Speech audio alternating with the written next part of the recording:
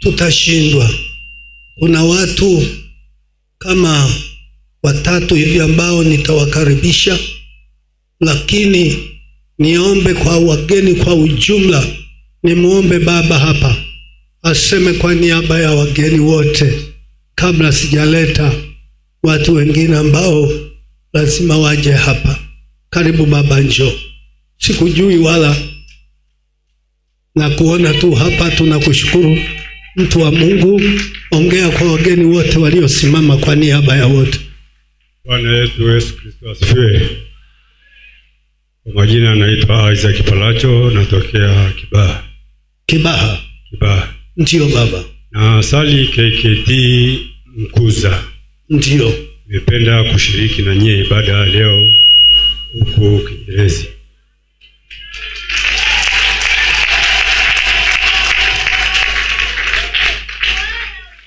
Nimekaribishwa na binamu yangu Bwana Ismaili Urio. Very good. Nawapenda. Amen.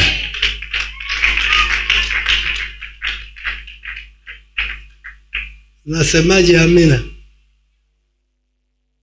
Na shemeji yako na umeshinda kuvumilia. Haya, shemeji yako huyo hapo. Sawa kabisa. Ndugu zangu wageni, naomba tuketi sasa. Naomba nimkaribishe Amos na mke wake. Ni mara ya kwanza mama kufika, lakini Amos amefika mara kadhaa. Naomba njoni hapa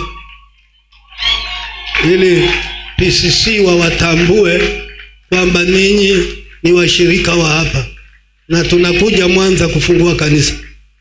Ndani ya miaka miwili nimeitenga kuanzia Januari mikoa yote 31 Tanzania bara na visiwani tutakuwa tumefungua makanisa. Hizo sio ndoto za mchana, ni Mungu yuko kazini. Bwana Yesu asifiwe kanisa. Bwana Yesu asifiwe tena. Mungu awabariki sana. Kwa majina naitwa Amos Conrad Bobelwa. Natokea Mwanza. Mimi nafikiri sio mgeni machoni penu. Yes. Nimeoa mke mmoja aliyeokoka na amejazwa Roho Mtakatifu. Amen. Kwa kuwa yeye ni mgeni, basi nimruhusu sema kabisa. Karibu binti yangu. Bwana Yesu asifiwe. Amen. Bwana Yesu asifiwe sana. Amen. Mimi ni Dr. Teresia Amos, mke wa Amos, na pia ni cosmetologist. Ninafurahi kuwaona, ni mshirika mwenzenu.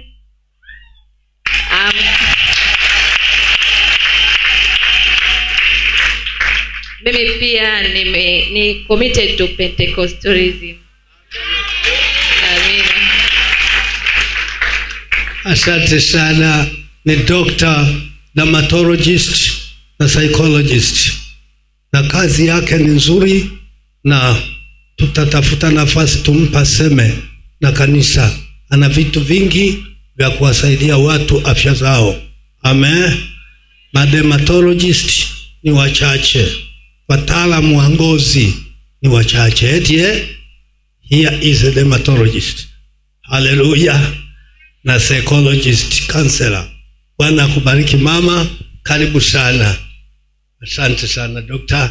Asante sana Amos kwa kutunza huyu mtoto. Well done. Na mama, asante kunitunzia huyu baba. Maana your wife is your business, and Teresia, your husband is your business. Your principle.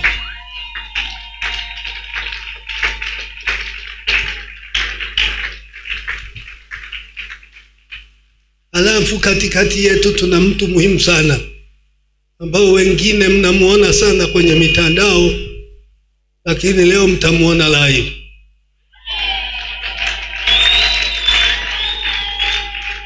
Kwa hiyo wamependa leo kuja kuabudu nasi, ni wanangu hawa. Nafurahi sana kwa kuniheshimu na kumheshimu Bwana. Kwa hiyo nakuomba Catherine pamoja na mume wako muje tu mlisalimie kanisa lenu. Karibu mama Catherine Kahabi. Njoo na baba. Yes. Njoo tu mama, tena kwa uzuri kabisa. Umeliona kanisa. Mmekuwa mkiniombea. Haya ndio Mungu amefanya ndani ya miezi 4. Hapa palikuwa na nyoka na majongoo. In 4.5 months Mungu amefanya haya yote. Karibu Catherine. Kwa kuwa watu wamekuwa kikuona mtandaoni, pandeni huku kabisa na mume wako Catherine Kahabi. Wangapi wamemuona mtandaoni huyu mama? Kazi kubwa. Amina. Hongera mwanangu. Baba, asante kunitunzia huyu mtoto. Excellent. Hongera. Asante. Karibuni, wape maiki. Karibuni wanangu.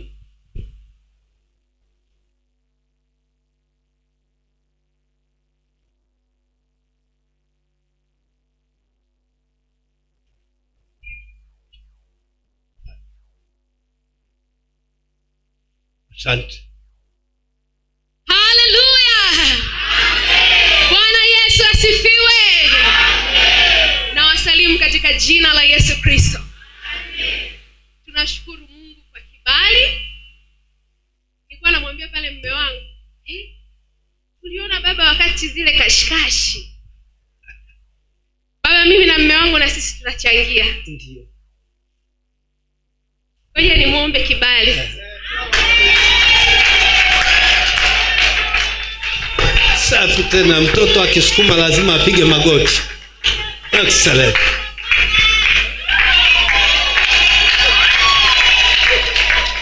Hakuna mwanamke jeshi kubwa bila utii kwa mume. Sawa. Wanawake tuliookoka, tuliojazwa na Roho wa Bwana, hatuamini katika 50-50. Sawa. Kwa mpumbavu kumuumba mwanadamu wa kwanza Adam, na sisi wanawake tukafanywa wasaidizi. Bwana Yesu asifiwe sana. Kama umeokoka na unasema wewe na mwanaume ni sawa, una matatizo. Bwana Yesu asifiwe sana. Makofi mengi wewe. Unaelewa kinachoendelea? Ongea tu binti yangu, nimekupa nafasi. Speak. Mwanaume ni mwanaume. Wanasema ni wakati wa wanawake katika kanisa. Sisi ambao tunamwamini Yesu, sio chumvi, sio maji, sio njegele za upako, lakini tuna Yesu Kristo ndani, tumejazwa Roho wa Bwana. Tutasimama kutetea uzao wa kiume, tutaheshimu waume zetu kwa ajili ya utukufu wa jina la Yesu Kristo aliye hai. Nasema katika kanisa hili tumepata neema kubwa, mmepata neema kubwa kuwa na mtumishi wa Mungu kama baba yetu Askofu Magembe. Makanisa mengi sasa hivi hayawasaidii watu kuurithi ufalme wa Mungu. Makanisa mengi yanafundisha habari za miujiza. Watu wanapenda miujiza, lakini hawapendi kumtafuta Mungu. Hawapendi kusoma neno la Mungu. Hawapendi kuishi katika neno la Mungu. Hawapendi kujazwa. Hawapendi kuishi katika maisha yanayompendeza Mungu, lakini wanapenda miujiza. Ndio maana aina ya makanisa hayo utasikia, nani anataka kuzaa apite mbele. Wanapita wamama wengi. Askofu au mchungaji aulizi umeolewa? Wengine wanatembea na waume za watu, nao wanapita wanaombewa umo wazae. Nasema katika jina la Yesu, uamsha Bwana ameachia Tanzania, hata kwa sisi vijana,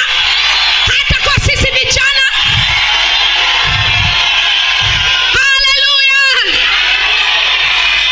Baba amenipa dakika hizi 2, nataka nitumie dakika 2 kuwaambia wamama, rudini kwenye mstari.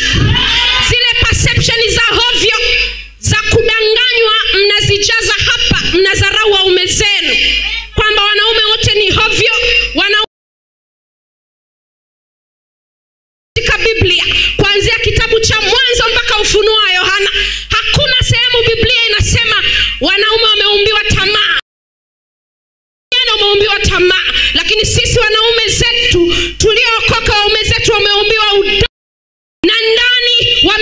wamemjaza Roho wa Bwana, tunatembea nao. Wakisema msiingie kwenye ndoa, ama wakawadharau nyinyi wa mama mlio kwenye ndoa, eti wanaume wote ni hovyo. Wale ambao wanasema wanaume wote ni hovyo tunakataa. Wapo wanaume waaminifu, wapo wanaume waliojazwa Roho wa Bwana, wapo. Na mbaya zaidi, wanawake mmeharibiwa mioyo. Mfano unaotumika ni mfano wa mfalme Suleiman, eti kwa sababu alikuwa na wanawake 1000 na masuria, ndio mfano tunaoutumia, tunaukataa kwa jina la Yesu. Sisi tuliokoka tutatembea na mfano wa Yusufu alipotakwa na mke wa Potifa, akamtamani, akataka kumbaka. Yusufu akasema hata nimtende Mungu dhambi. Alivua koti, akamwachia koti mke wa Potifa alipovuta nguo akati anataka kumbaka.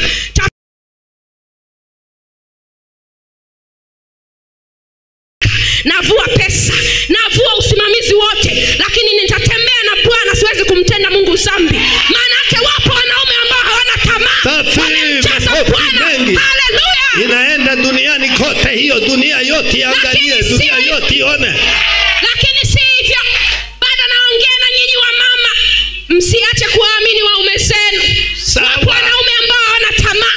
Biblia inatuonesha kuna Shadrach, Meshach, Abednego na Danieli walikataa kula chakula cha mfalme kilichotiwa unajisi. Wakasema tutakunywa maji na mtama kuliko kumkosea Mungu. Maana yake wanaume waliojazwa na Roho wa Bwana hawana tamaa. Bwana Yesu asifiwe sana. Na hapa mfano wa mwisho, Yesu alikuwa na wanafunzi 12. Yuda peke yake ndiye aliyemsaliti Yesu. Simeoni akumsaliti Yesu, Mathayo akumsaliti Yesu, Andrea akumsaliti Yesu, Bartholomayo akumsaliti Yesu, Luka akumsaliti Yesu. Nasema kwa nini tukae tu na Kayuda 11 hawakumsaliti Yesu? Maana yake wapo wanaume ambao hawana usaliti ndani yao, moyoni mwao wamemjaza Bwana na wanatembea kifua mbele katika jina la Yesu. Wanawake tuheshimu wanaume zetu. Sio tuheshimu wanaume, mwanaume ni kichwa. Amen. Nashukuru kupata nafasi hii baba. Nimewasalimia. Na mimi na mume wangu tutachangia 5 milioni. Mungu akubariki mama. Asante sana binti yangu. Asanteni sana. Nashukuru kwa maombi yenu. Amina baba. Mungu ametuvusha. Amina. Ametenda maajabu. Amen. Ndani ya miezi 4 na nusu. Amina. Kutoka 0 budget. Amina. Ndio hii kazi. Amen. Na tunaiandama Tanzania. Amen. Na ushoga lazima uondoke. Katika jina la Yesu. Tanzania bila ushoga. Inawezekana. Inawezekana. Tanzania bila ushoga. Tanzania bila ubasha. Tanzania bila ulawiti kwa watoto. Tanzania bila masingomaza. Tanzania bila wanawake wanaosalau waume zao. Tanzania bila wanawake ambao hawataki 50-50. Tanzania bila wanawake majeuri. Tanzania bila wanawake wadangaji. Katika jina la Yesu. Asante sana binti yangu. Mungu akubariki. Karibuni sana. Baba karibu sana. Asante sana, asante sana, asante sana. Excellent. Asante sana. Mpigie Yesu makofi.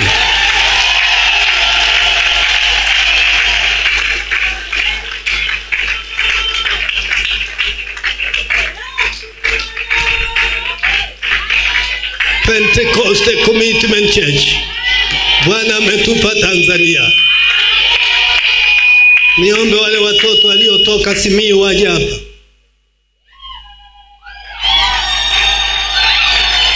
Wametoka Simiyu. Baba na mama, asanteni kwa mchango wenu wa ujenzi. Tunashukuru sana. Bwana wabariki. Mimi kwa niaba ya baraza hilo tunawashukuru sana.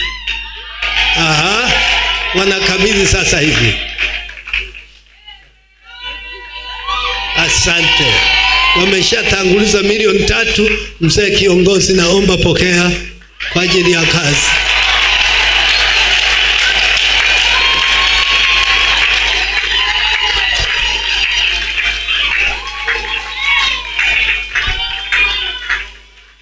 Katekista wangu kutoka Kigoma, upo baba, njoo, maana umepona sasa, njoo leo utangaze ushindi. Huyu mzee ni katekista, aliteswa na mapepo, amefunguliwa. Katekista, Yesu anaweza. Na nani tena?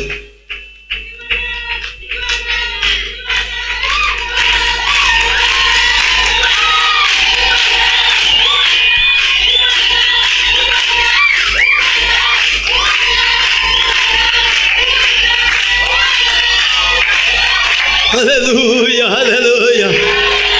Pentecostal Commitment Church. Asante sana, tuwape nafasi watoe ushuhuda. Wametoka Simiyu kuja kwenye maombi hapa. Na asante kwa Yesu, amepona bila shaka. Hebu mpe maiki msemaji. Sasa leo ndio umehudhuria ibada ya kanisa lote. Karibu mwanangu. Bwana Yesu asifiwe. Haleluya, haleluya, haleluya. Hebu tumshangilie Bwana kwa makofi na vigelegele. Asante. Karibu kifupi tu kwa ajili ya muda. Kwa majina naitwa Petro Mabula. Natokea Simiyu kama alivyosema baba. Tulisafiri, ilikuwa Alhamisi. Tukafika hapa ilikuwa Ijumaa. Tulisafiri usiku, na kule tumeanza kutoka ilikuwa saa 11:30. Tukasafiri usiku, saa 6 tukafika hapa Dar es Salaam. Tumekuwa tukifuatilia ibada za mahali hapa ambazo zimekuwa zikirushwa kila Jumapili na ibada za Jumatano. Kwa kweli tunabarikiwa sana, na watu wengi huko wanawafuatilia wengi mno. Hasa baada ya kuona kinachoendelea mahali hapa, shuhuda mbalimbali, watu jinsi wanavyoponywa, neno la Mungu lilo hai. Ndugu yangu hapa alikuwa anasumbuliwa na ugonjwa wa kupoteza fahamu, anaanguka anapoteza fahamu, ameombewa sehemu nyingi mbalimbali. Sasa tukaona bora tumlete mahali hapa. Mama yake akanituma kwamba naomba mpeleke mahali pale, wazazi wake wote kwa pamoja wakubaliana pamoja na mzee kwamba mpeleke pale Dar es Salaam kwa mzee Moses Magembe akapate uponyaji. Na kweli tulifika hapa, amefanyiwa huduma hiyo siku tuliyofika, siku ya Ijumaa, maana tukakuta wakiendelea na maombi mahali hapa, maombi ya siku 3. Basi akafanyiwa huduma. Tangu siku hiyo sijaona tatizo ambalo lilikuwa likimsumbua mpaka sasa hivi. Hajaanguka tena. Na alikuwa anaanguka mara kwa mara. Alikuwa anaanguka mara kwa mara. Wakati mwingine naweza kamaliza hata wiki hajaanguka. Safi sana. Hata wiki 2 naweza kamaliza, lakini ikitokea naweza nikawa naanguka mara kwa mara. Very good. Hata mara 2. Safi sana. Basi alianza hilo tatizo mwaka gani? Tatizo hilo ameanza 2009 akiwa form 2. Ameenda nalo mpaka form 6, yani wa form 6 ya kusoma. Kwa sababu ya hili tatizo ikabidi arudi nyumbani. Kuja kuzinduka tayari mtihani imeshafanywa, kwa hiyo hakubahatika kufanya mtihani wa form 6 ule wa mwisho. Very bad. Lakini Mungu ni mwema. Mpe naye asalimie kidogo. Salimia baba. Amen. Bwana Yesu asifiwe. Haleluya. Amen. Na mimi namshukuru Mungu uzima na uponyaji toka Simiyu fika hapa, naona mabadiliko makubwa kutoka kwa Bwana. Amen. Kwa sasa nasema Yesu ni Mungu na Mungu hashindwi jambo. Asante sana. Jambo sawa lilianza zamani 2009 hiyo, lakini mpaka sasa hivi akari amepita, tunaanza yaliyo mapya. Asante sana. Alikuwa na akili sana, kwa hiyo tutamuombea kabla hajaondoka ili mwakani arudie mtihani wa form 6 afaulu aende chuo kikuu. Tutakubariki, bado muda haujaisha. utafanikiwa. Amen. Asante. Mzee, leo umelalaje? Salama. Nilichoka.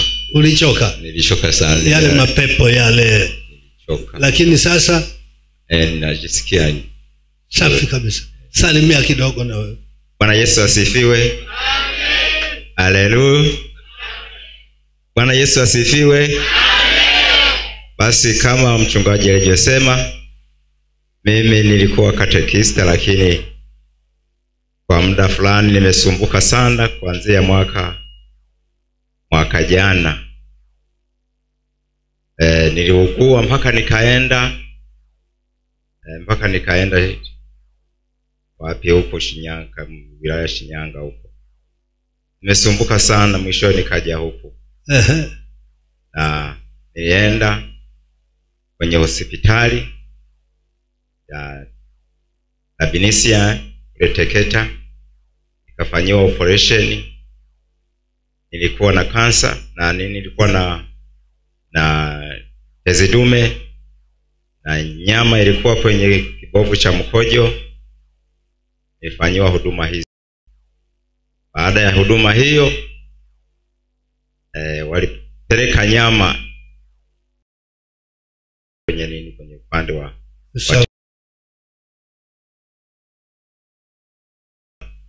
kuna nani vya kansa. Kwa hiyo ninaendelea na kliniki. Kwa ajili ya kansa hiyo ili isiende mwilini.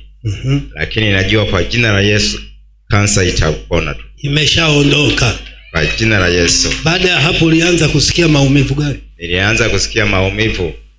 Yaani nimesema kwa ufupi tu. Jana ndo nilizungumza labda kwa nani? Yaani nisikia maumivu sana. Yaani nilikuwa sina amani.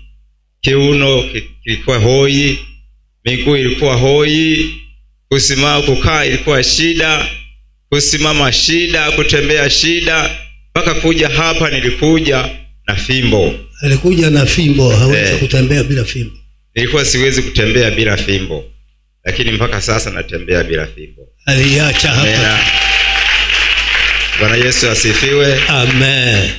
Kwa hiyo ndugu zangu, mimi kuja hapa nimekuja, yaani nimepitia sehemu kwa Siguye nimeenda, kwa Mwamhosa nilienda, lakini roho yangu haikuwa radhi kwenda kule. Sikuwa na amani kwenda kule. Naona sikuwa na amani. Maana yake nilienda shingo upande, nikasema hawa watu hawa siwaamini. Kwa sababu huwezi kwenda eti unapoona siku hiyo kwamba unaenda sijui mafuta sijui nini sijui. Yesu hakufanya vya namna hiyo. Bwana Yesu asifiwe. Kule unaenda kuzoa mambo mengine. Roho yangu haikuwa sawa. Ikagoma. Sawa. Ndio maana nilikuja hapa na vijana wangu ambao nilikuwa nikiwafundisha wakati nilikuwa katekista. Niliwasimamia kwenye ubatizo. Leo wakaja kwangu kuniona. Baada ya kuniona wakaniombea. Baada ya kuniombea wakasema, bana karibu kwenye kanisa letu, njoo tutakufanyia huduma, haina shida. Nikasema asante baba. Ndio maana nilikuja. Bwana Yesu asifiwe.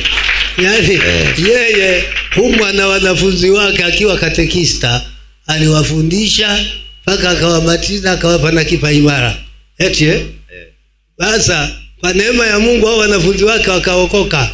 Walipomwona kiongozi wao anataka kuuliwa na mashetani, wakamwambia mzee huko hebu njoo huku tuliko. Na yeye akasema Bwana, kwenye uzima ni kwa maana, twendeni, mimi sina matata. Kwa hiyo ninawapongeza sana. Mko wapi jamani? Wale wanafunzi wake wote hao. Sasa leo wamekuwa walimu wake. Piga makofi na vigelegele. Amina. Asante baba, Mungu akubariki. Amina. Amina. Nenda na amani sasa. Amina. Asante. Amepona. Mapepo yalimtesa sana. Mateso yana adabu. hayaogopi hata katekista.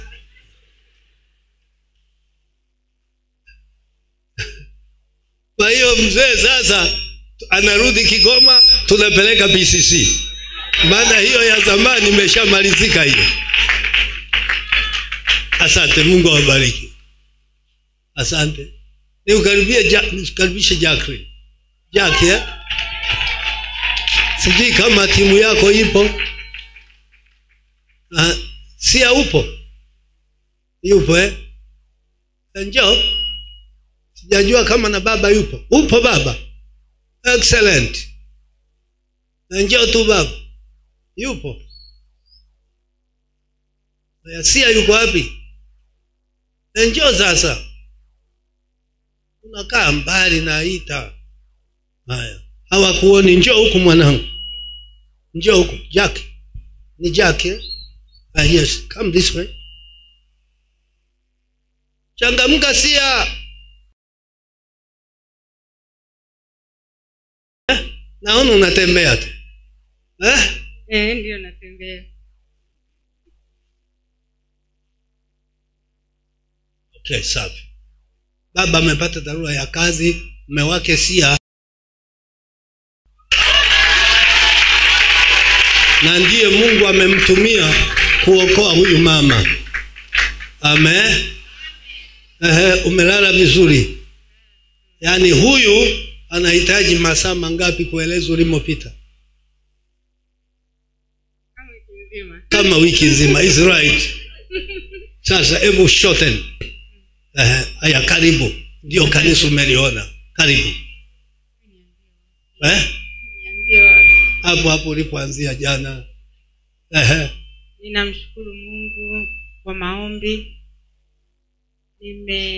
Najisikia tofauti, maumivu yameondoka. Na nimefanya mazoezi ya kutembea leo, wamenipeleka. Ujeje wangu wamenipeleka mbali, tumeenda kunywa chai. Okay. Sijawahi kutembea umbali huo. Hujawahi kutembea? Sijawahi kutembea umbali huo. Na aliyekuwa ananipeleka wapi? Yupo. Yes. Kuna na mwingine tena. Huyo ndio nitamwambia naye yeye akafuata. Erika yuko pale. Akasema tembea haraka. Nimetembezwa haraka kweli leo. Hujawahi kutembea? Ila nilikuwa naogopa boda. Boda naziogopa sana. Bado sijazoea kutembea. Boda ikipita ninaruka, naogopa, lakini nimefanya mazoezi mazuri leo. Sawa. Jamani, anaposema anaogopa boda, yeye pia yuko Uingereza. Kwa miaka mingapi? 23. 23. Ndiyo. Kwa hiyo Mungu ameikumbuka Uingereza. Kwa hiyo sasa tuna 2 families, tuna Onera amekuja naye, amepona baada ya mateso ya miaka 6. Huyu sasa mateso ya toka 2001 mpaka jana 24 years anateseka huyu mama. Sema kidogo. Hiyo ni 23 mpaka nilipokuja jana ni miaka 25 kwa sababu niko hapa miaka 3. Huko miaka 3. Miaka 25. Ni miaka 25. Hebu sema kidogo ulimopita mpaka kufika hapa. Nilipopita mpaka kufika hapa nilikuwa nashambuliwa, napata mashambulizi kutoka kwa shetani. Ameleta mashambulizi, ameleta kuchanganyikiwa, na mimi na watoto, nyumba ilikuwa inawaka moto kwa nguvu za kuchanganya na watoto. Na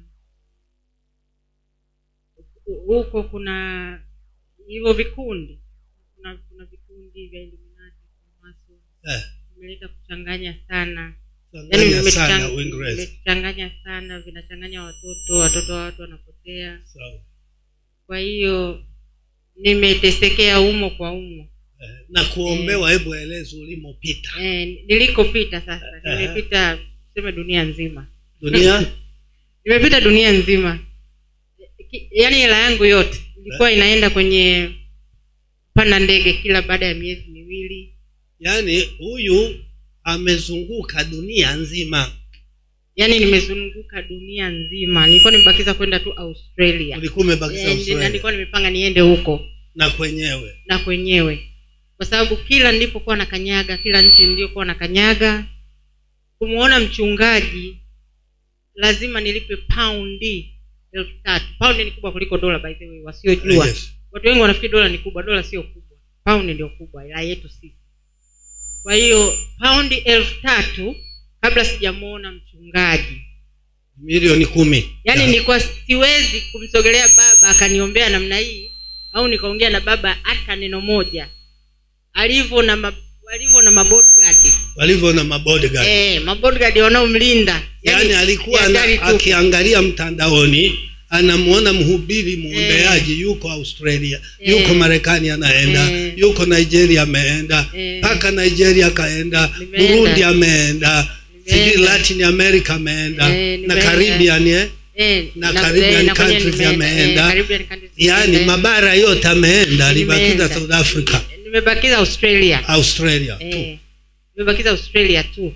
Ametumia hela nyingi sana. Yaani hela zangu zote ninazotengeneza zilikuwa zinaenda kwenye kupanda ndege na kwenda kutafuta mchungaji wa kuniombea, na nikifika huko unapewa kabisa fomu. Unaambiwa subiri wiki moja. Yaani kinafanywa ni kitu kigumu sana.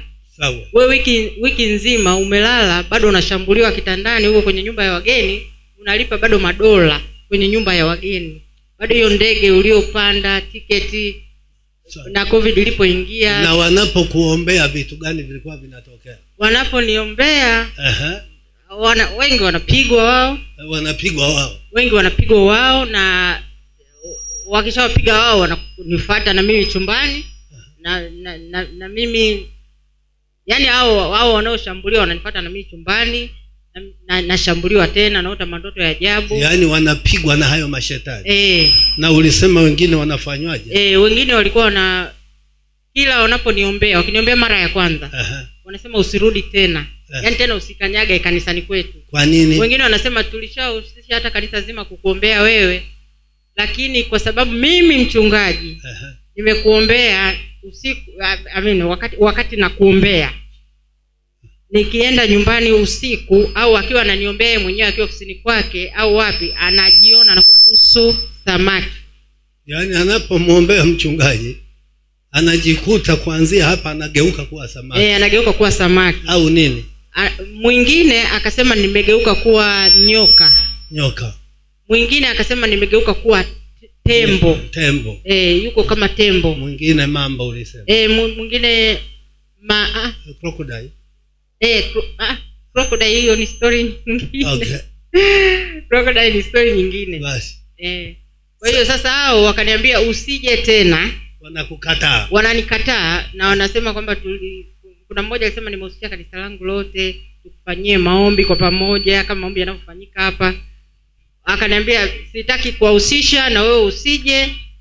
Ufikiria mtu umekata tiketi ya ndege, umetoka mbali, uko hotelini, unaambiwa usije. Yaani ondoka kabisa, hatutaki hata kukuona. Kwa sababu mchungaji kapigwa. Kwa sababu mchungaji kapigwa na amegeuka kuwa samaki. Nyoka, kuwa samaki. Au kuwa huyo nusu hapa kwenda chini tembo. Kwa hiyo jibu lake ni akikukataa wewe ndio anarudi kuwa binadamu. Akinikataa mimi ndio apate yale mashambulizi. Yale mashambulizi yanaondoka. Jamani mnaelewa? Kwa hiyo nilikuwa nalala nyumba za wageni nalia na sasa Bwana Yesu, kama kanisa lako haliwezi kunisaidia mimi nikimbilie wapi? Mbona najitahidi na unaniona? Hivi haya maisha nitaishi mpaka lini? Sawa. Wewe nilikuwa nalia. Kesi ya Onera. Naye alikuwa hivyo. Yeye alikuwa kanisa wanapomwombea anawapiga kanisa zima, halafu anasambaratika. Huko Uingereza kuna mapepo gani? Lazima tukaanze kanisa haraka. Kabisa. Yaani hata jana wakati tunafanya maombi nimechukua listi ya yale maombi yale ndiko ubaoni. Nilipoomba yale nikamaliza, nikawa namlilia Mungu, namwambia Mungu fanye msaidie baba. Mungu nakuomba ufungue branch kule. Tufungue branch kule. Yaani nikamwambia Mungu mimi nitakuwa mmoja wa watenda kazi. Sawa. Tupate mali kwa kuabudu. Tayari tuko kwenye process na mwenzako tutaunganisha. Tumemwagiza akatafute ukumbi, tutalipia, tunakuja kufungua tawi. Uingereza. Very simple. Nashukuru sana. Yaani ni kitu kikubwa sana. Jamani, tukimpa kueleza, alieleza, yani ameuza vitu vyake na mpaka sasa alikuwa anauza magari yake 3 apeleke kwa mganga. Ndio. Na sasa yako garage kwa ajili ya kuuzwa. Kwa hiyo yamenusurika. Kenta, Prado, na Laume. Lakini tayari ameshaliwa milioni 53. Zimeondoka. Na hizo ni za juu tu, sijahesabu zote. Hujahesabu zote. Kwa mfano mikoa hiyo Prado ilikuwa ndio nyumba yangu ya kuzunguka Tanzania nzima. Ukiaguliwa. Kuna vyombo vya kulia, kuna mpaka Azam lile ungu la Azam, TV umo ndani, yani utadhani nyumba, kuna nguo, kuna kila kitu. Kwa hiyo nilipokuwa nikifika nyumba ya wageni ili nimuone mganga aliyopo hapo, mimi napanga hapa nyumba ya wageni, namuomba mwenye nyumba ya wageni. Kwa hiyo umezungukia waganga wengi sana. Yaani nimeacha mikoa 2 tu Tanzania. Ulibakiza mikoa 2? Nilibakiza mikoa 2. Nimekwenda mpaka Sumbawanga, wakaniambia siku hizi huko hamna kitu. Sababu wakati nakuwa Sumbawanga ilikuwa nasifika.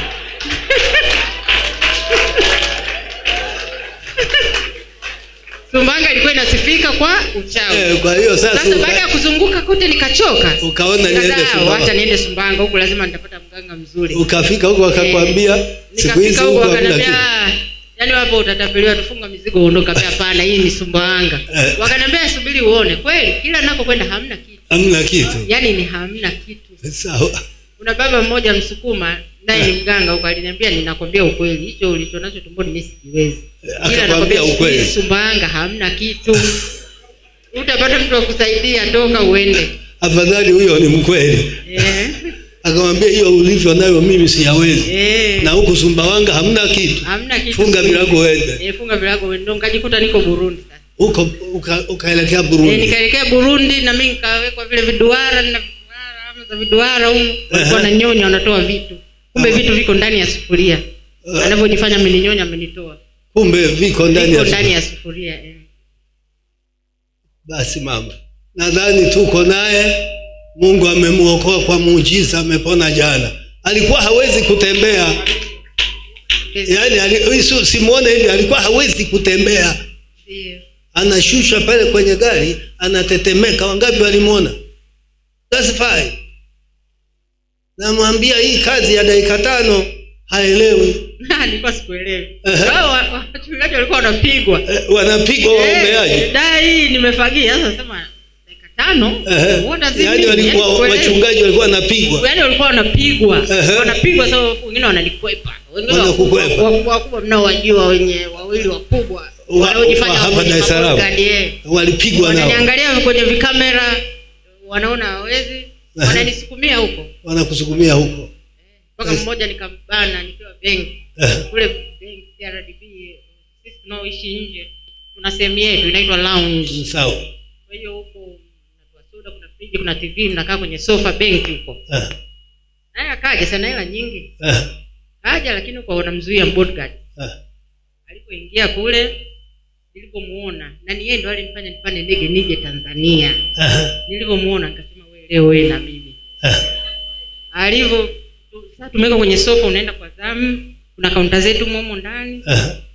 Nilivyosikia kwanza tunaangaliana hivi, yeye kakaa sofa ile, mimi nimekaa sofa ile, tunaangaliana, kila kiniona anainamisha kichwa. Kila kiniona kama mtu anayeona aibu. Nikasema mbona hiki kitu anakijua hivi.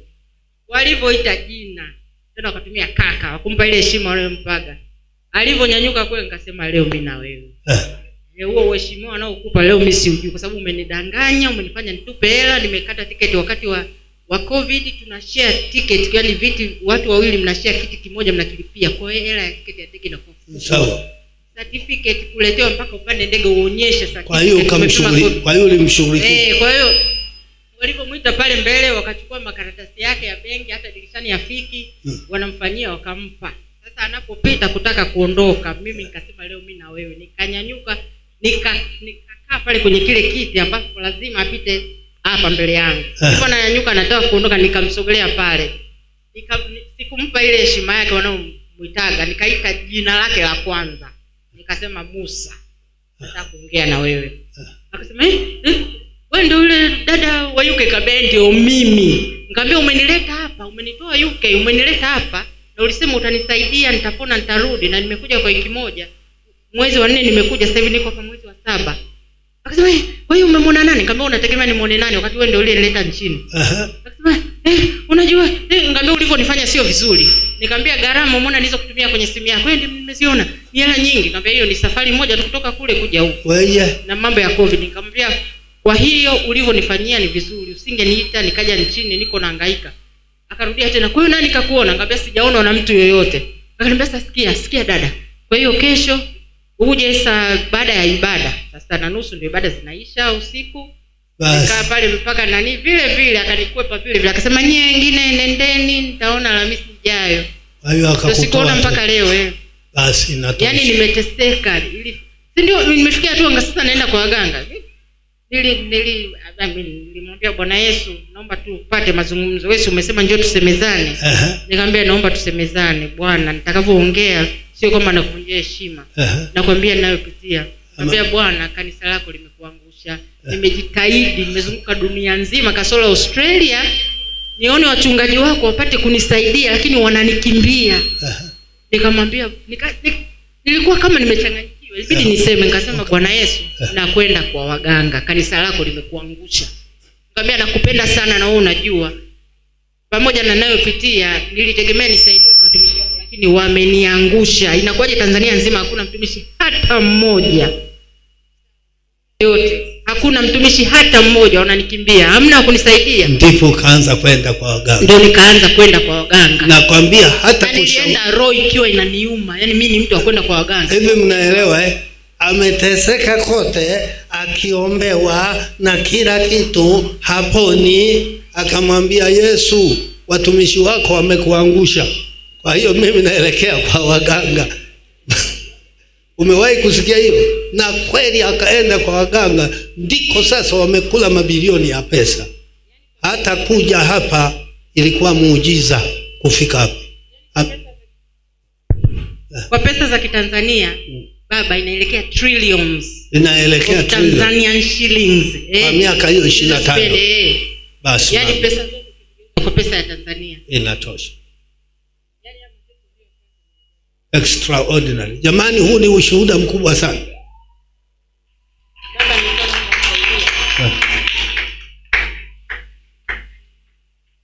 Hakuna shida, vyote hiyo yote itamalizika. Haya, hii ni UK. Tunapata taarifa ya Uingereza. Huyu naye ni Mwingereza, ni raia wa Uingereza. Onera ni raia wa Mwingereza. Kwa hiyo kanisa linaendelea. Lakini tunaye pia Maijobile ambaye yuko London na wote hao wako London. Kwa hiyo ni kwa haraka sana tunakwenda kuwafungulia kanisa. Tunafanya hivyo mama, wala usipate shida. We are coming. Tunakuja. Mwache tu, hahitaji kushikwa mkono.